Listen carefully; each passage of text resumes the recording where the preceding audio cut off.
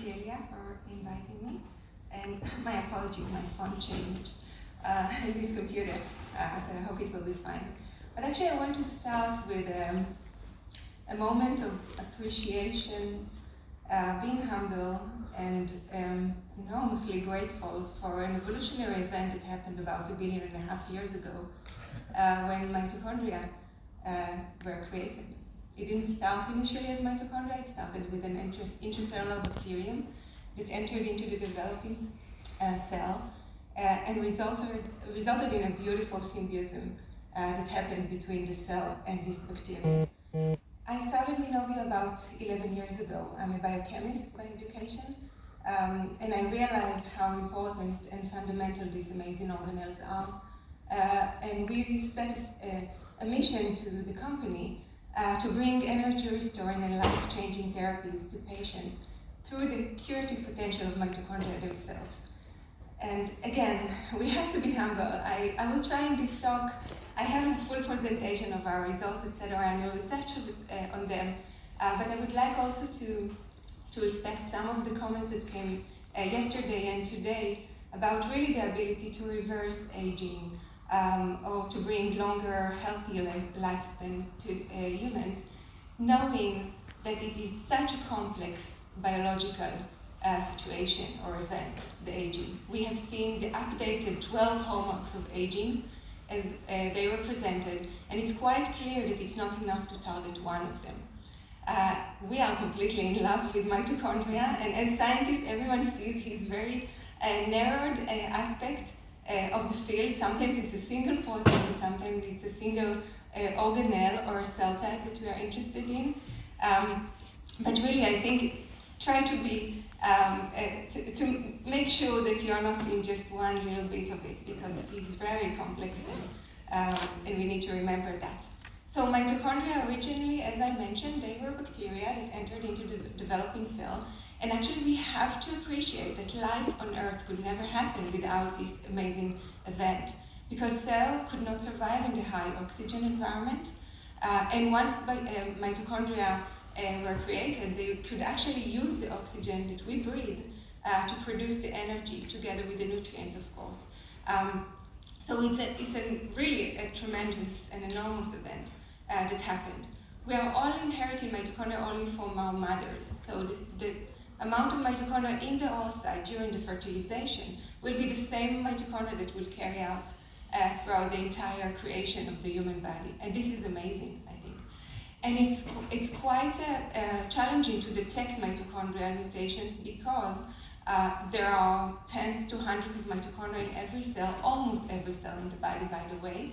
There is one special cell population that does not carry mitochondria, which is our red blood cells. They have other huge responsibility, which is to deliver the oxygen to all the tissues, and if they would have mitochondria, they would actually consume all the oxygen on the way to the tissues. So you don't let the kitty preserve the milk. So this is one of the reasons why red blood cells don't have mitochondria. But mitochondria have, of course I didn't mention it, but they produce most of the cellular energy demands, but that's not the only thing that they do. For example, although red blood cells do not have mitochondria, they contain hemoglobin. And the heme molecule that produces that composes the hemoglobin is actually produced by the mitochondria in the reticulocytes before they are forming the erythrocytes. So mitochondria produce energy, they produce hemoglobin, they produce steroid hormones, both sex hormones, mineralocorticoids, glucocorticoids. They control calcium homeostasis, nucleic acid synthesis, free fatty acids, and they are actually controlling life and death, because apoptosis, which is the cell machinery to commit suicide, is also controlled by the mitochondria. So it's all about life and death. And this is why I decided to give my life to this organelle. But when we started Minovia, we were very naive, thinking we can just replace mitochondria in all the body with a very simple question. Can this mitochondria or this organelle still have the ability to re-enter cells like they did during evolution? And if they can, well, that's easy. Let's just replace the bad and damaged or aged mitochondria with healthy and functional ones. But just remember, almost 300 trillion cells composing our bodies, and except for red blood cells and maybe some lens cells in the eye, all of them have tens to hundreds of mitochondria and so many copies of mitochondrial DNA in each one of them. That's not possible, let's just admit it. And since we started 11 years ago, and we also, like other companies that today exist, we thought we will just inject mitochondria to humans. We actually, about 7 years ago, went back and said, well, that probably is not going to be possible. Mitochondria are not supposed to be outside cells. The conditions that needs to control their integrity and function are not those that cells like, okay? It's not the serum or the media that is in our body that will preserve their function. So we have to be careful about what we are aiming, and this is why we took a different approach in Minovia to enrich cells with mitochondria, and I will show you how. So this is the complexity of a person suffering a mitochondrial dysfunction. Again, all the mitochondria in the body, which results in every organ system that is deteriorated. We can see this in primary mitochondrial diseases. They are the best model, by the way, in our eyes, to study age-related mitochondrial dysfunction. There are diseases where children are born with mutations in the mitochondrial DNA that results in multisystemic diseases with visual impairment, with hearing loss, with dementia, with epilepsy, with stroke-like episodes, with diabetes, kidney insufficiency, you name it, bone marrow failures. Those are diseases that we know from aging, right? So they appear in those mitochondrial diseases. And there are no approved therapies for those diseases. They are considered rare, and I want to talk about it in a second. What are the outcomes of a disease that is mentioned as a rare or an orphan indication by the regulatory authorities? It means there are no available therapies. Those are life-threatening conditions, which mean there are accelerated pathways for approval of drugs. And I think that if we want to develop therapies for life-threatening, age-related diseases, we should change the mindset of the regulatory authorities. We should have the right to try for patients in ages or with such devastating diseases for technologies that are on the way and not yet maybe approved, but have shown to be safe. So Minovia, as I mentioned, we took a step back from just let's directly inject mitochondria to people, and we said let's do mitochondrial augmentation technology, which is to enrich cells with mitochondria ex vivo. Okay? So there are different cell types that we can use to enrich. We can improve, for example, CAR T cells, loading them with healthy and functional mitochondria. We can load mesenchymal stem cells, and there are several benefits of doing that. Or we can use hematopoietic stem cells. So I started as a big fan of mitochondria and turned to be a big fan of hematopoietic stem cells. And the reason is because those stem cells can actually regenerate the whole blood system, including the immune system. And we just heard how important the immune system is in maintaining blood vessels or in removing senescent cells. And there are so many others, of course. We have seen during COVID how important it is to maintain your immune system, because then you can much easier overcome an infection, of course. We use mitochondria from the youngest source, youngest, healthiest, that just a minute ago supported the baby, which is the placenta. Minovia started in Rehovot, and I'm living in Haifa, and I used to travel by train, and one of these long travels, a person sits next to me and asks me, what do I do? So I told him, I'm developing therapies based on placenta, and he asked, do you know what a placenta is? And I said, of course I know. And I said, no. Placenta in Hebrew, the word is shelia. And he said, it's actually shelia. It's divine. It belongs to God. That's the meaning of this word. And this is how respectful we are when we receive these placentas from operation rooms, and we use them to enrich cells. The green labeled mitochondria here are those that were introduced into the cells.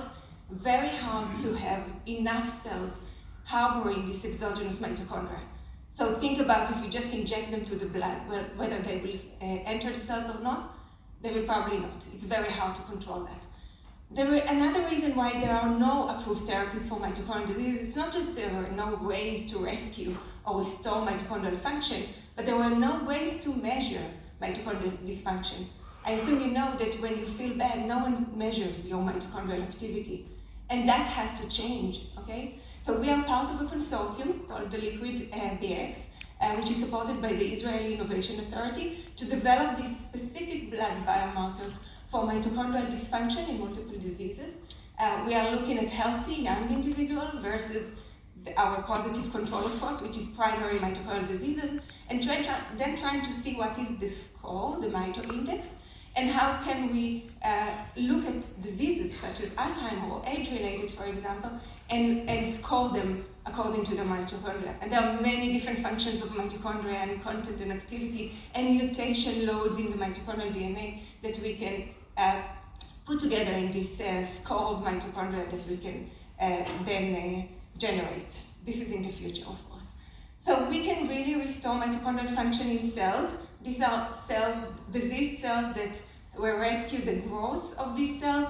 We can rescue the protein synthesis by augmenting cells with mitochondria. But most importantly, and this is where I will probably stop because I don't have enough time to talk further, as I mentioned, we enrich hematopoietic stem cells with mitochondria. This is a personalized cell therapy approach. We have a bank, the first in the world bank of allogeneic cryopreserved mitochondria from placentas, qualified placental mitochondria, but that's not enough. This is our way of scaling up the production, and we do that. But eventually, if we need to collect the hematopoietic stem cells from the patient and enrich them in a GMP facility, a clean room, in a grade that is suitable for clinical use, that means at least 4 people working in the clean room, 4 people qualifying the product at the end, at least 2 people working on the quality assurance of this whole process, and that's going to be a very expensive product and not highly scalable. This is just rejuvenating the immune system. This is just rejuvenating the hematopoietic system. If we want to further deliver mitochondria on and on throughout the body to every person on Earth, because we are all going to age eventually, right, and develop a mitochondrial disease, we have to solve these very complex issues. And that's going to cost a lot of money. And I will remind you again, this is just mitochondrial dysfunction. And as important it is, we do believe it's super important, but that's not the only thing that causes to age. And we have to remember that. So it's going to be expensive. We have so far raised tens of millions of dollars, and that's not enough even to finish the development to a single primary mitochondrial disease of 100 patients in the world. It's going to be very expensive. But we all need to do that, right? This is why we are here, and we are devoting our lives to this. And looking at these patients that were treated, 12 patients so far, we could actually observe that this therapy was continuing the development. And this is why we are continuing with the next generation product, and hopefully we can take that further to the clinic and into clinical trials, and succeed with our huge mission on Earth, which is to deliver this mitochondrial augmentation technology to as many patients as possible. Thank you so much.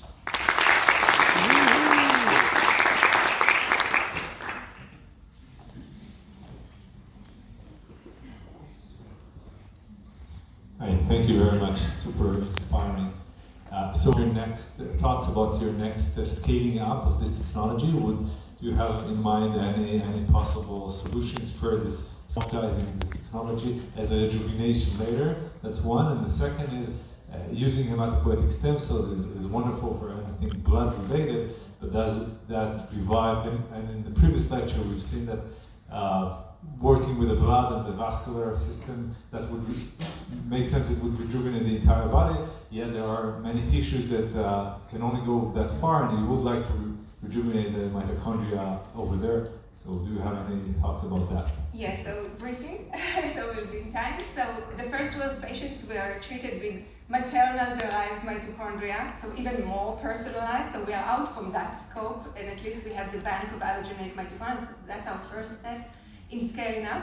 And I mentioned CAR T cells, which is also a personalized cell therapy versus in hematopoietic stem cells. Our process is only 24 hours versus like a 2-week or 10 days of process for CAR T. So we are already doing better. We can automate this process. It doesn't fully require working in a GMP, and we are working on that just an instrument that with the button you can push and start the process. Still, it will take 24 hours probably, but we are working on that as well. So we are already thinking about the next stages. And one thing to remember, although we are targeting only the hematopoietic stem cells, what we have shown in our paper is that there is continuous transfer of mitochondria between cells. Most of what we see is still in the hematopoietic stem cells. There are nanotubes formed between cells, and there are vesicles that transfer mitochondria, and that could, again, but let's remember, 300 trillion cells, okay? We're not going to replace all of them. So there is another effect. The immune system that is now being fixed has a systemic effect by itself.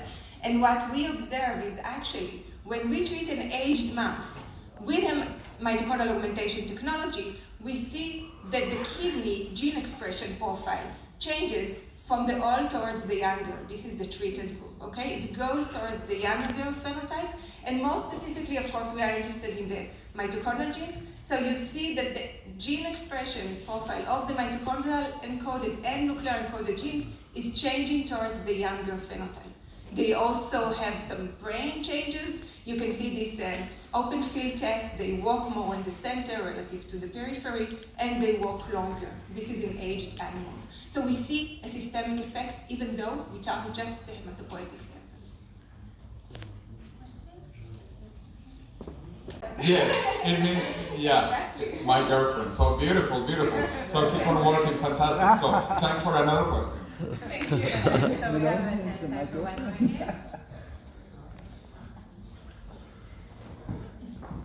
Yes, how important is it to have a homogeneous haplotype, like from your mother?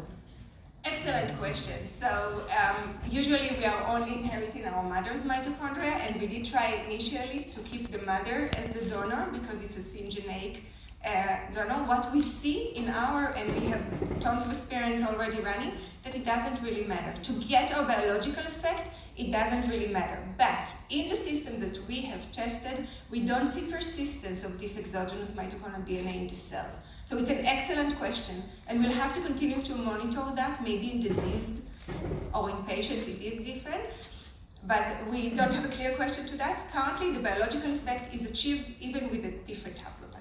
Yes. One last comment, if I may. We can do something about our mitochondria. Yesterday someone said it has to start early. It has to start early. We have to monitor our mitochondria. We know what makes us feel well. We know what we eat and makes us feel bad. We know how we feel after we exercise, we yoga, or we sing out loud. This is because we bring so much energy, so much oxygen, so much energy to our cells. This is fundamentals. And when we take drugs, monitor those drugs and make sure that they are not toxic to your mitochondria. There is data available. My father was 79 years old, completely healthy. He had no issues, never took even a single drug. He had an epileptic seizure once. He started receiving valproic acid. That drug almost killed him. It caused him to be completely paralyzed. He couldn't even hold a spoon. It was just a drug. 4 months later, we realized it was a drug. There are next generation drugs for epileptic seizures, okay? No adverse events, guys. He's back on his feet. He sings, he prays. This is so important. I have no idea why they continue to sell these drugs, but I give this to you. Just make sure that they are not toxic, okay? It's controllable. Okay.